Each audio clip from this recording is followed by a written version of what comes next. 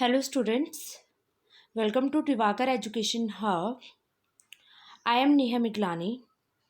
Today I am going to introduce the topic of objectives and types of research.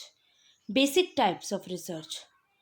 I'm just going to cover and also cover the voyage of discovery. So let's start our topic.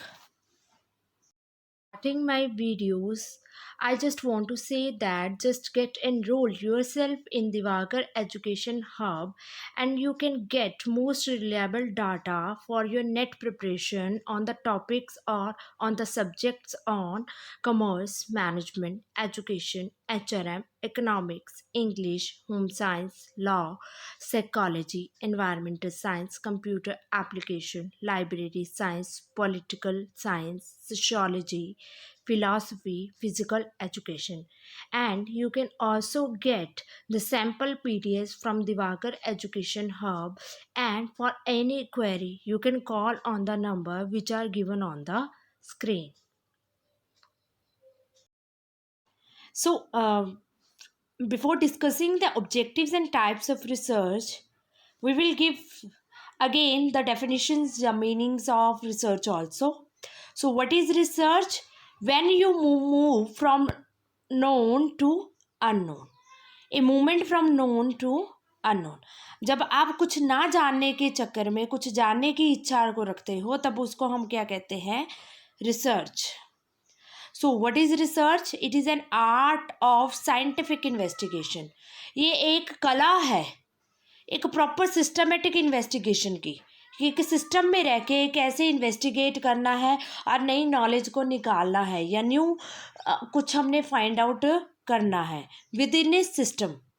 So research is a systematic and organized way. It is a systematic and organized form में हम कुछ answers find out करने की कोशिश करते हैं जिनका question हमारे माइंड में आ रहे हैं. So it is a systematic. बार बार इसी चीज़ को मैं फोकस कर रही हूँ. रिसर्च जब भी हम करते हैं तो वो एक सिस्टम में रह के करते हैं. सिस्टम में रह के करने का मतलब क्या होता है? You will follow some rules of research aptitude, then you will go for the further research and find out something from that systematic way and conclude it and suggest it and having some answer to that particular questions. So ये क्या है? एक systematic way से work किया जाता है इसमें, ठीक है. और इसके बाद ऑर्गेनाइज्ड फॉर्म में होता है, कुछ आंसर्स को फाइंड आउट किया जाता है जो हमारे क्वेश्चंस में आते हैं. मतलब क्या है? रिसर्च के लिए इन चारों चीज़ों का होना ज़रूरी है कि सिस्टम में रहना है, एक ऑर्गेनाइज्ड वे से काम करना है, कुछ आंसर्स फाइंड आउट करने की कोशिश करनी है, पर सबसे पहले आपके माइंड में कुछ ना कुछ क्वेश्चंस आने चाहिए. So what is systematic? Systematic because there is a definite set of procedure and steps which you will have to follow. Systematic का मतलब क्या होता है कि कुछ आपको पर्टिकुलर स्टेप्स जो आपको गिवन होंगे रिसर्च एप्टीट्यूड्स में, एक रिसर्च को करने के लिए आपको उनको फॉलो करना ही पड़ेगा. प्रोसीजर वहाँ का फॉलो आपको करना ही पड़ेगा, ठीक है. और you have to follow all the steps. And then organized का मतलब क्या होता है? Organize in that there is a structure of method is going about doing research.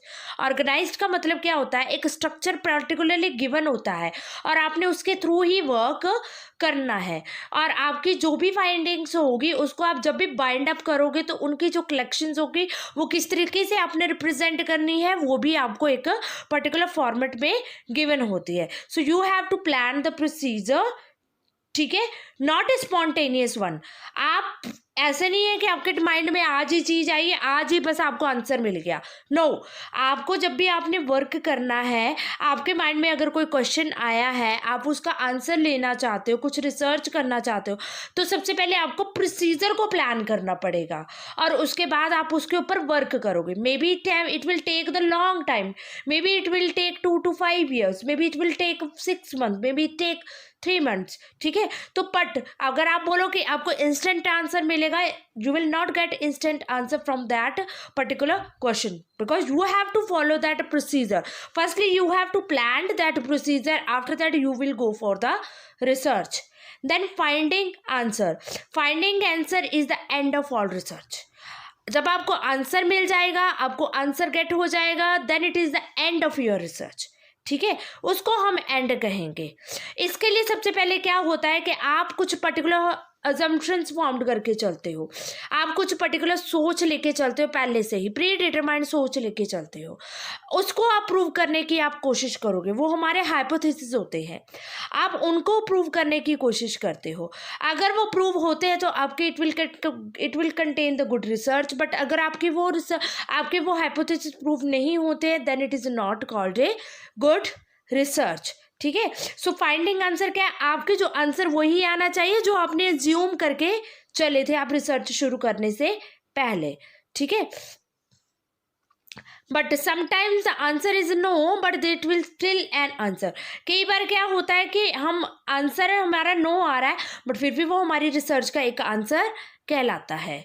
ठीक है, सो नेक्स्ट आता है question. Question are the center to the research. Question ही मेन चीज है, अगर क्वेश्चन नहीं है तो रिसर्च नहीं है। सो आपको मेन है क्या काम है कि क्वेश्चन आपके माइंड में जरूर होना चाहिए। ठीक है, if there is no question then there is no use of answer. अगर आपके माइंड में क्वेश्चन ही नहीं है तो आपने रिसर्च क्यों करनी है, आपने आंसर क्या किस चीज का लेना है। ठीक है, सो research is focused on A relevant useful important question. आपकी रिसर्च इसी चीज पे फोकस करती है कि आपका रेलेवेंट क्वेश्चन क्या है, आपका इंपॉर्टेंट क्वेश्चन क्या होगा। ठीक है, so without a question there is no focus on the research. ठीक है, सो क्वेश्चन के बिना रिसर्च नहीं है। Clear, so it is a systematic way से एक ऑर्गेनाइज्ड फॉर्म में एक पर्टिकुलर आंसर लेना है टू दैट क्वेश्चन का। ठीक है, सो ये चार चीजें मेन है, systematic, organized, to find out the answer to that particular question, then it is called a research.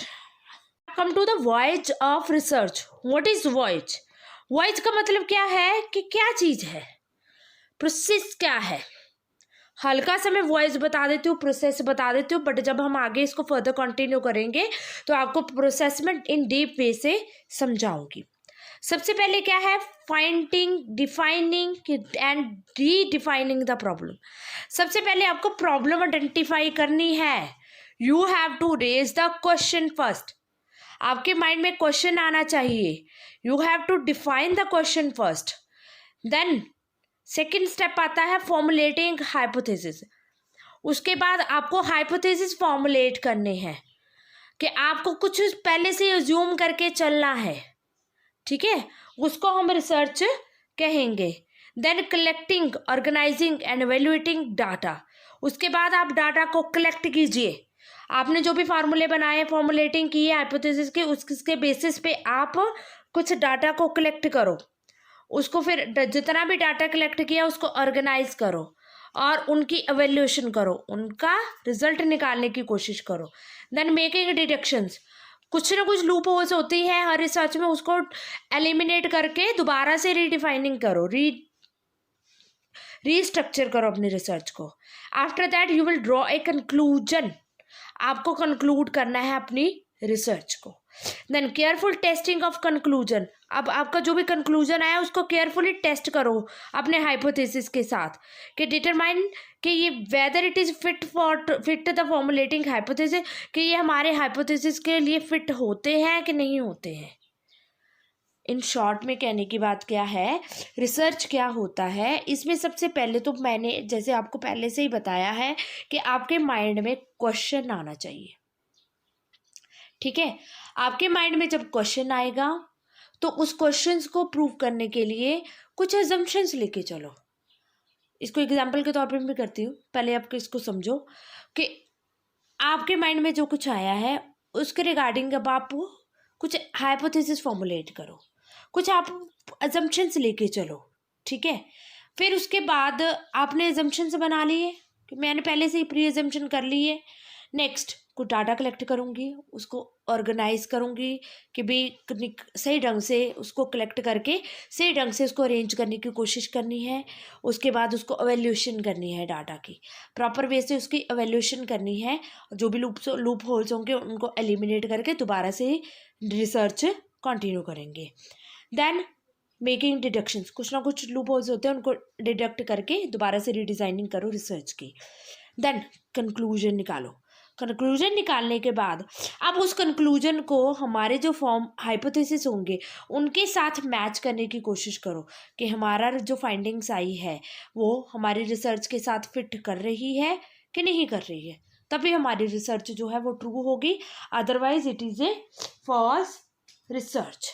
ठीक है, इसको हम एक एग्जाम्पल के तौर पे भी देखने की कोशिश करें। मेरी एग्जाम्पल है, मैंने रिसर्च करनी है अ study on customer satisfaction in a public sector. मैंने कस्टमर सेटिस्फेक्शन लेवल चेक करना है कि पब्लिक सेक्टर बैंक्स से रिलेटेड, कि पब्लिक सेक्टर बैंक्स में जितने भी बैंक्स आते हैं like PNB, like SBI bank, like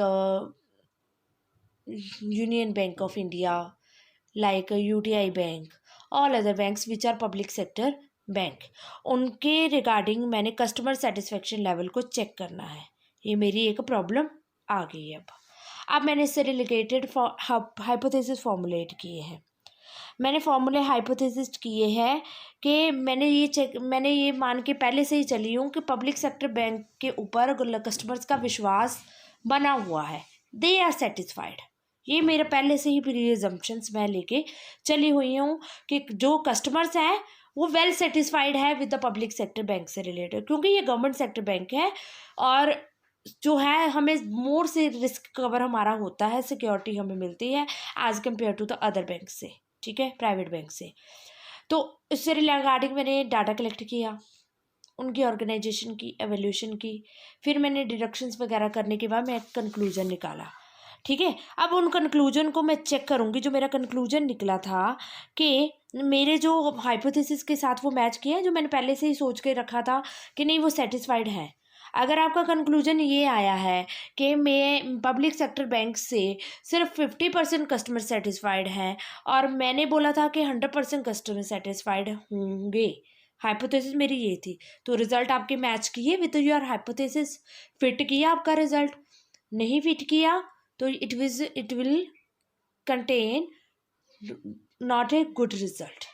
ठीक है, अगर वो मैच कर जाएगा तो it is called good research. मतलब पहले से ही कुछ अज्यूम करके चलना है, फिर उसके थ्रू हमने आगे फाइंडिंग करने के बाद उनको देखना है कि वो फिट कर रहे हैं कि नहीं कर रहे। अगर फॉर्मुलेट हाइपोथेसिस नहीं फॉर्मुलेशन किए तब भी हम रिसर्च कंटिन्यू कर सकते हैं। ऐसा नहीं है कि हाइपोथेसिस के बिना आप रिसर्च कंटिन्यू नहीं कर सकते। रिसर्च के हाइपोथेसिस फॉर्मुलेट करने के बाद आप रिसर्च कंटिन्यू करोगे और उसको टेस्ट करना ज़रूरी होता है। बट अगर आपने हाइपोथेसिस नहीं बनाए हुए हैं, ठीक है, तब भी आप रिसर्च को कंटिन्यू कर सकते हो। इसमें आपको ये होता है कि आपको उसको चेक करने की ज़रूरत नहीं होती, जो भी आपकी फाइंडिंग्स आई है that is your result. Clear? अब नेक्स्ट आ जाता है हमारा objectives of research. What are the objectives of research? पहला ऑब्जेक्टिव है to gain familiarity with the phenomenon to achieve new insight into it। ये तो बस आपका फर्स्ट ऑब्जेक्टिव तो बनेगा ही। क्यों? क्योंकि इसमें यही चीज़ होती है कि हम कुछ नया जानने की कोशिश कर रहे हैं। टू गेन फैमिलैरिटीज, कुछ हम नई चीज़ें फाइंड आउट करने की कोशिश कर रहे हैं। टू इंसाइट इनटू इट, कुछ नई चीज़ों को खोजने के लिए। Now second, to portray accurately the characteristics of a particular individual situation और ए ग्रुप। अब आपका दूसरा ऑब्जेक्टिव क्या होता है कि हमने एक्यूरेटली कुछ पोर्ट्रे करना है। जैसे हम कुछ डिज़ाइन कर रहे हैं, कुछ अपने माइंड में सेटिंग कर रहे हैं कि एक अच्छा सा करेक्टरिस्टिक्स फॉर्म करने की कोशिश कर रहे हैं, या फिर एक इंडिविजुअल से लेके हो सकता है, या एक पर्टिकुलर सिचुएशन से लेके हो सकता है, ये एक पर्टिकुलर ग्रुप से रिलेटेड होता है। कुछ हम नई चीज़ें निकालते हैं। Next, to determine the frequency with which something occur or with which it is associated with something else. हम लोग कुछ फ्रीक्वेंसी चेक कर रहे हैं कि with something which is occur या समथिंग एल्स, या कुछ हो रहा है उससे रिलेटेड निकालते हैं, कुछ फाइंड आउट करने की कोशिश करते हैं, या कुछ होना है उससे रिलेटेड फाइंड आउट करने की कोशिश कर रहे हैं। जैसे अभी न्यूज़ चैनल्स में हमारे पास यही आ रही है कि third wave is coming, Covid third wave is coming on September and it will affect the childrens also. It is a finding कुछ समथिंग एल्स, मतलब इसमें क्या है कि जो आएगा उसके बारे में बताया गया है, पहले से ही रिसर्च की गई है। अब वो जब प्रेजेंट में आएंगी वो चीज़ें, सितंबर जब आएगा तो उसमें जो चीज़ आएगी एप्लीकेबिलिटी होगी तो उससे मैच करेंगे हम। बट अगर हम अब की फ्रीक्वेंसी में चेक करें कि why is the oxygen level of the patients are decreasing, what are the reason behind it, ये हमारा क्या होगा कि हम लोग प्रेजेंट में कुछ फाइंड आउट करने की कोशिश करते हैं। ठीक है, so it determine the frequency with which something occur, कुछ हो रहा है उसकी फ्रीक्वेंसी चेक कर रहा है या कुछ होने वाला है उसके बारे में जानने की कोशिश करते हैं। Now to test a hypothesis of a causal relationship between variables, ये मैंने आपको पहले से पिछली स्लाइड्स में आपको बता दिया है कि हम लोगों ने जो कुछ भी फाइंड आउट करना है उसको हाइपोथेसिस के साथ मैच जरूर करना है कि फिट कर रहे हैं कि नहीं कर रहे हैं। ठीक है, ताकि हम रिलेशनशिप फाइंड आउट कर सके कि भाई हमारे जो वेरिएबल्स हमने लिए हुए थे उनके साथ वो मैच कर रहे हैं कि नहीं कर रहे। वेरिएबल्स क्या होते हैं ये आगे हम देखेंगे, बट इतना समझो कि हमने हाइपोथेसिस बनाने हैं और उनको मैच करना है ताकि हमारा रिजल्ट फिट कर रहा है कि नहीं कर रहा है। So this is all about my today topic. आज हमने जो है रिसर्च का मीनिंग किया है, थोड़ा सा हमने प्रोसेस को देखने की कोशिश की है कि वाइज क्या होता है रिसर्च का, कुछ हाइपोथेसिस के बारे में हमने समझा है कि हाइपोथेसिस क्या होते हैं, और कुछ हमने ऑब्जेक्टिव्स पढ़ने की कोशिश की है। और एक चीज़ हमने बेसिकली क्या चीज़ देखी है कि रिसर्च जो होगी वो एक सिस्टम के थ्रू ही वर्क करती है। सबसे पहले रिसर्च में हम पढ़ेंगे कि सिस्टमैटिक क्या है, सिस्टम क्या है, और उनकी ऑर्गेनाइजेशन कैसी है, और उसके बाद आंसर्स निकालने हैं with the help of the question which we have formed. तो 4 पिलर्स जो है रिसर्च के वो हमने देखे हैं इसमें। और उसके बाद हमने देखा है हाइपोथेसिस कि एक रिसर्च को बनाने के लिए हम पहले से कुछ एजम्पशंस लेके चलते हैं। और मैंने ये भी चीज़ आपको बताई है कि रिसर्च में जो भी हम एजम्पशंस लेते हैं वो ज़रूरी नहीं है कि आप हर एक रिसर्च के लिए उसको कंटिन्यू करोगे। मतलब क्या है कहने का कि जब भी एक रिसर्चर रिसर्च करता है, कई बार वो हाइपोथेसिस को लेके चलते हैं, कई बार वो हाइपोथेसिस को निगलेक्ट कर देते हैं। मतलब क्या है कहने का कि आप इस स्टेप को लेके जाओगे, और कई बार जब आप एक एजुकेशन या डिग्री के लिए जब आप कोई रिसर्च कर रहे हो तब आप कई बार इस स्टेप को निगलेक्ट कर देते हो। ठीक है, after that you can conclude और make some suggestions about that research, then it will also called a good research. ठीक है, तो उसके बाद हमने इसके ऑब्जेक्टिव डिस्कस किए हैं। नेक्स्ट वीडियो में हम ये चीज़ डिस्कस करेंगे कि कैरेक्टरिस्टिक्स ऑफ रिसर्च क्या है, कैरेक्टरिस्टिक्स ऑफ रिसर्च के क्या है, फीचर्स ऑफ रिसर्च के क्या है, और कैरेक्टरिस्टिक्स ऑफ रिसर्चर के क्या कैरेक्टरिस्टिक्स होने चाहिए, वो भी हम अपनी नेक्स्ट वीडियो में डिस्कस करेंगे। बने रहिए मेरे साथ, और नेक्स्ट वीडियो में आप इस चीज़ों को भी आप समझोगे कि कैरेक्टरिस्टिक क्या है। जब हम इन सभी चीज़ों को थोड़ा सा अच्छे से समझ लेंगे ना कि भी रिसर्च बार बार इसलिए मैं करवा रही हूँ क्योंकि मीनिंग के थ्रू ही आपको रिसर्च की बाकी चीज़ें समझ आएंगी।